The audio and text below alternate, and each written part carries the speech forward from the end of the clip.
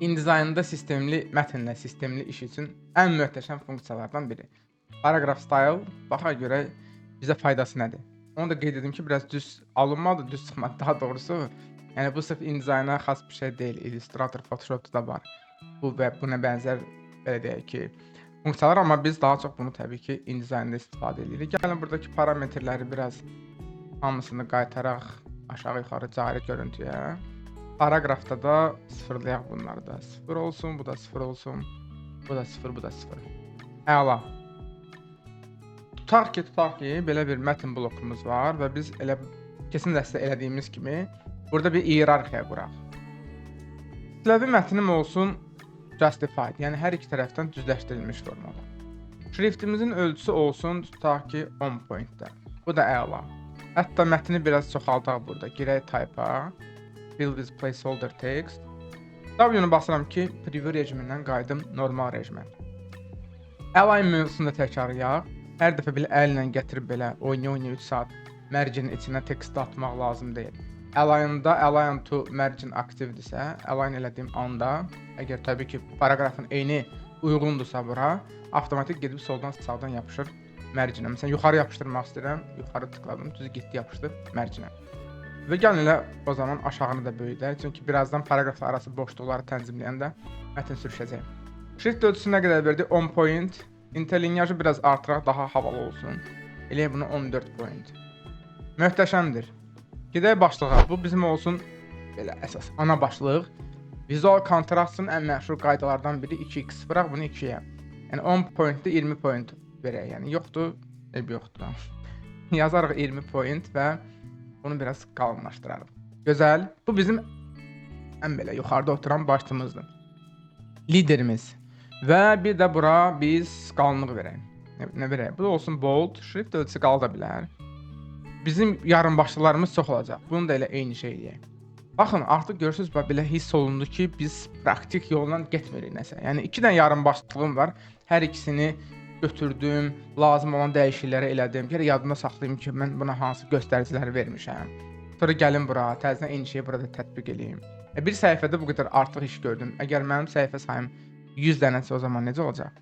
Burada artıq paragrafları biz stillər şəklində verməliyik. Amma stilə gələnə qədər biraz paragraflarla bağlı, paragrafdakı daha doğrusu tənzimləmələrlə bağlı bəzi məqamlara da diqqət yetirək. Bir başlıqdırsa, başlıqdan sonra bir pauza, fasilə olsun ki, bilinsin ki, bu liderdir. Bu qoşunun başında duran belə deyək, əsas sərkərdədir. Digərləri də əsgərlər və onların komandirləridir. Əla, ona görə bir ara məsafə olmalıdır da. Gəlib ağzının içinə niyə girib ki bu tekst? Ona görə götürürəm bunu, gəlirəm paragrafa və paragraflar sonrası boşluğu artırıram. Yəni gözəyarı da artıra bilərsiniz. Bir-iki dəfə belə gözəyarı manual toxunuş edib sonra istədiyiniz ölçünü də verə bilərsiniz. Çox da önəmli deyil. Əsas odur nəticə. Bu pauza yaransın. Sonra başqa neyəyəm? Başqa ümumiyyətlə paragraflar arası boşluqlar olsun məndə. Yəni içəri girib bütün paragraflar söhbət bu artıq kiçik ölçülü mətnlərdən gedir. Bütün paragraflarım istəyirəm ki, bir-birindən şriftimin ölçüsü qədər 10 point vermişdim səhv eləmirəmsə, 10 point məsafədə də bir-birindən aralansın. Təxminən 3.5 mm. Bu da gözəl və bir də biz bundan əvvəl nə öyrənmişdik? Kim kimə aiddirsə ona da yaxında dayansın, yəni proximity qaydası. Bir yarım başlıq aşağıdakılara aiddir, yarım başlıq aşağıdakılara aiddir. O zaman niyə yuxarıdakı ilə aşağıdakı arasındakı məsafə eynidir? O zaman nə edirdik biz? Götürürdük, özündən sonraki biz yeri gəlmişdən bir şeydə xəta eləmişik. Bunu yox, bunu biz bayaqları 3.5 eləməliydik. O zaman gəlin belə eləyək, sürətli düzəliş eləyək, səhvimizi düzəldək elə canlıda. 10 point bura veririk, bunu isə sıfırlayırıq. Və bu əsas başlıqdan sonra da, əvvəl yox, sonra da müəyyən ölçü veririk. Nə qədər olsun? 10 mm olsun tutaq ki. İndi artıq doğru oldu. Götürürük bu yarım başlığı, özündən əvvəl də, nə bilim, bir 2 mm məsafə verək.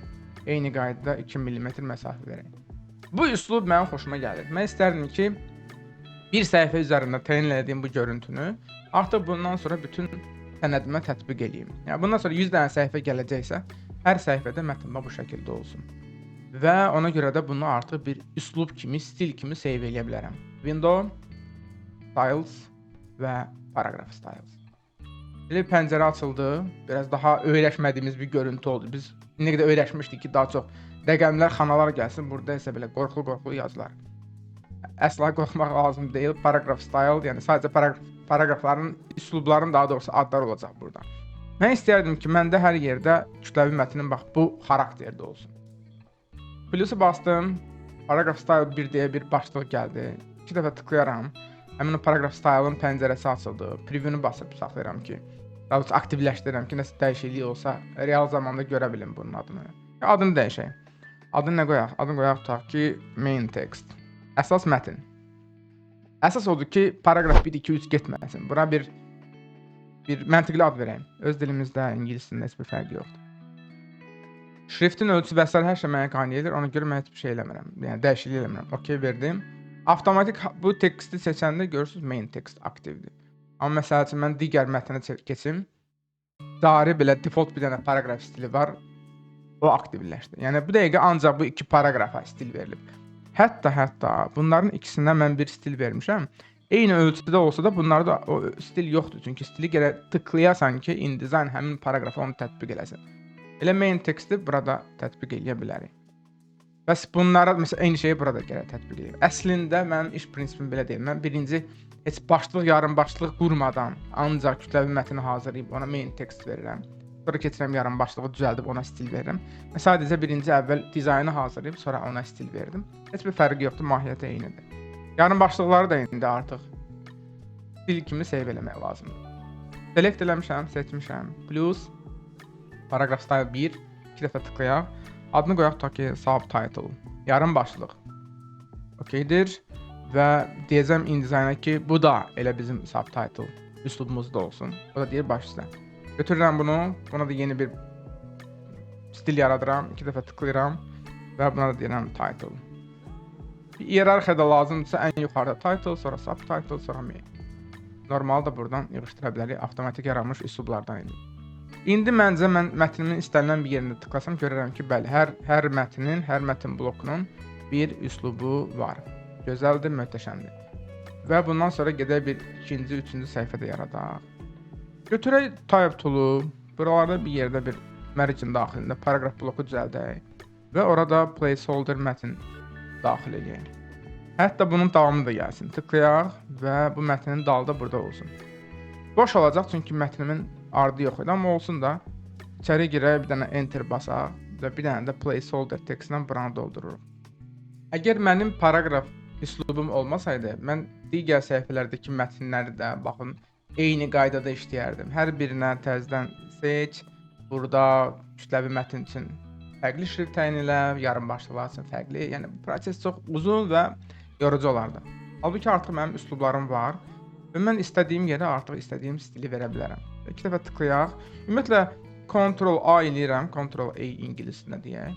Bu iki təzə yaratdığım paragrafın içində bütün mətnlər seçilsin və deyirəm ki, sizdə hamınız main text olacaqsınız. Yəni hamınız özünüzü belə kütləvi mətn bloku kimi aparın. Bunun içindən sonra bəlli şeylərə, bəlli hissələrə düzəlişlər vermək olar. Məsəl üçün bu yarım başlıq olsun. Sonra müəyyən bir yerdə bu da olsun bizim yarım başlıq. Subtitle. Hətta burada bəzi yerdə bir enter vuraq bir dəfə. Buna da bir yarım başlıq deyək. Subtitle. Görürsünüz, avtomatik həmin lazımi mətnlərim, lazımi üslubu aldı. Bu mətnin davamı kimi gedəcəksə, bu yəni tək belə qırılmış kimi overset textlə qalmasın. Plusu basaq, qırmızını, kursora mətn yüklənsin, tıklayaq üzərində. Yəni buradakı yarımçıq mətn burada da davam eləsin. Bizim burada mətnimizin bir hissəsi yenə yerləşmir. Keçmiş dərsdən bir təkrar eləmiş olaq. Bir yeni səhifə yaradaq. Gedək bura, plusu basaq və gələk bura və shiftlə bir də tıklayaq. Yəni lazım olsa mətn çox olsa avtomatik növbəti səhifələrdə yaransın. Mətnlə işdə paragraf stilinin özəlliklərindən biri bu. Yəni işimizi rahatlaşdırdı. Sonradan mətn gətirdik, təzədən ona hansısa əllə görüntü verməyə ehtiyac qalmadı. Daha əvvəl təyin elədiyim bir şablonum var idi. Oradakı mətn görünüşünə uyğun stillərim var idi və onu digər səhifələrdə tətbiq elədim. Və bunun başqa bir üstünlüyü də var, avantajı da var. İrəlidə müştəri sizə deyəcək ki, əladır, kütləvi mətn bu şəkildə qalsın, amma gəlin tutaq ki, başlığın şriftini dəyişək, yarım başlığın şriftini dəyişək. Əgər sizdə üslub olmasa, style olmasa, 300 səhifəlik bir kitab elədiniz və ya hansısa çox səhifəli dizayn materialı elədiniz, bunların hamısını bir-bir gərək əllə tənzimləyərdiniz. Amma əlimizin altında artıq şablonlar var da. Girək subtitle'a. Müştəri deməyib ki, bunun rəngini dəyişin, ölçüsünü dəyişin, şriftini dəyişin. Çox rahatlıqla subtitle'dayam, basic character formata gəlim. Tutaq ki, nəyi dəyişək? Şrift hətta qalsın. Yox, gəlin elə şriftdə dəyişək. Girək bura. Burada sadəcə görə bilmirəm məndə hansı şrift, hansı formadadır, amma təxmini bir dənə şrift götürək. Müştəri deyir ki, subtitle biraz böyük olsun. Yaxşı, böyük də eləyək. Bəlkə sən mutlu ol. 12 point. Ola bilər. Sonra nəyi dəyişək? Rəngini müştəri istəyir ki, dəyişsin. Gedək character color-a. Tutaq ki, deyir ki, yarım başlıqlar pink olsun. Ay ala, qəşəng. Okeydir, okeydir. Və yaxşı tərəfi də odur ki, digər səhifələrə getsək, həmin dəyişiklikləri o biri səhifələrdə də görərik. Məsəl üçün biraz da gəlin, yəni bunu vizuallaşdıraq müştəri kommentlərini. Yarım başlığımız onsuz da bir dənədir. Burada işimiz çətin deyil, amma düşünün bu tipli başlıqların sayı çoxdursa da, hətta gəlin bunu reallaşdırıb sonra o dəyişikliyi eləyək. Tutaq ki, bir dənə də başlığımız buralarda bir yerdədir. Bir yerdə enter vuraq, təzə bir sətr yaransın. Əslində bir sətr həm də təzə paraqraf deməkdir. Enterlə yaradılmışdan söhbət gedir. Əla və indi məlum oldu ki, bizdə əsas başlıqdan əvvəl boşluq olmadığı üçün bu mətn bura yapışdı. Elə bunu da elə biz təyin eləyərik, düzəliş eləyərik. Götürürəm mətni və deyirəm ki, mətndən qabaq da, paraqrafdan qabaq da bir boşluq olacaq. Bizim paraqraflar arası boşluğu həmişə paraqraf pəncərəsindən düzəldirdik. Bu dəfə elə buradan düzəldək. Paraqraf bölməsinə daxil olmuşam. Space before üzərində saxlayanında gələcək. Bundan əvvəl. Bundan sonraki boşluq nə qədər edirsə, bizdə 10 mm idi. Biraz da əvvələ 10 mm və hətta biraz daha artıq da bura verək. Nə bilim, olsun 15 mm. Əsas odur ki, radikal şəkildə fərqlənsin. Və indi bir dənə diqqətinizi bir məqam çəkməlidir. Bir stildə, daha doğrusu üslub verilmiş bir paraqrafda nəsə dəyişiklik olan kimi avtomatik orada bir plus işarəsi əmələ gəlir. Bu o deməkdir ki, bizim verdiyimiz görüntüdən müəyyən bir dəyişikliklər baş verir. Məsəl üçün şriftin ölçüsünü dəyişək. Bu da buna aiddir. Yəni daha böyük eləyək, 24 point olsun. Şrift nazik olsun, light olsun. Yəni bunlar hamısı dəyişikliklərdir və bu plusun altında gizlənir. Siz yoxladınız, eksperiment apardınız və dediniz ki, yox, mən bunu istəmirəm. Elə qayıdaq əvvəlki varianta. O zaman biz bu dəyişiklikləri yığışdırmalıyıq. Bizdə paraqraf stilində, yəni bunu biraz kompaktlaşdıraq. Paraqraf stilində həmin paraqraf stili seçilidirsə, aşağıda belə bir icon var. Clear overrides. Yəni üzərinə gəlinmiş bu yenilikləri yığışdır. Tıkladığımız anda bütün dəyişikliklər getdi. Paraqraf stili əvvəldən necə təyin olunmuşdursa, mətn həmin görüntüyə də geri qayıtdı. Gəlin Ctrl-Z eləyək, Command-Z eləyək. Və bir də baxaq görək bura başqa dəyişikliklər, bura verdiyimiz dəyişiklikləri mən yaddaşda saxlamaq istəyirəmsə, bunun üçün nə edə bilərəm? Yəni mənə bax bu göstərici uyğundur. Mən istərdim ki, elə bax başlıq, əsas başlıqlarım bundan sonra bu şəkildə olsun. Yəni o özünü burada da göstərsin. O zaman mən artıq InDesign-a deməliyəm ki, mənim bu yeni görüntüm artıq bu üslubun, bu stilin yeni görüntüsü olacaq. Bura seçilibdir, menyuya giririk, paragraph style menyusuna və buradan da redefine style, yəni stili yenidən təyin et. Və burada təbii ki, heç bir dəyişiklik olmayacaq, çünki biz artıq bu dəyişikliyi eləmişdik. Sadəcə olaraq title-da artıq plus işarəsi getdi.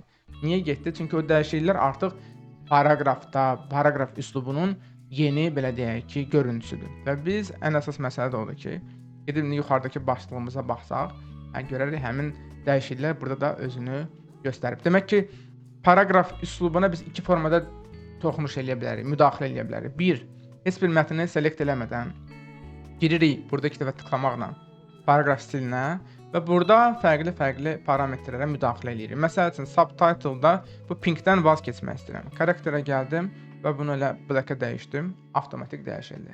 İkinci variant nədir? İkinci variant, mətnin özünə birinci müdaxilə eləyək, eksperimentləri burada aparaq. Girək şrifti tutaq ki, daha alternativ bir şriftlə dəyişək, bir dəfə hətta filtr yığışdıraq. Olsun, çox da tövsiyə etməyəcəyimiz bir variant. Məsəl üçün, bir script font.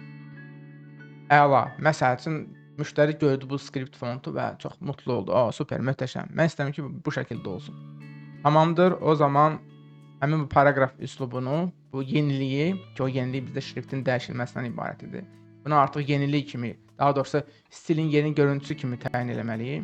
Redefine faydadakı Ctrl Alt Shift R.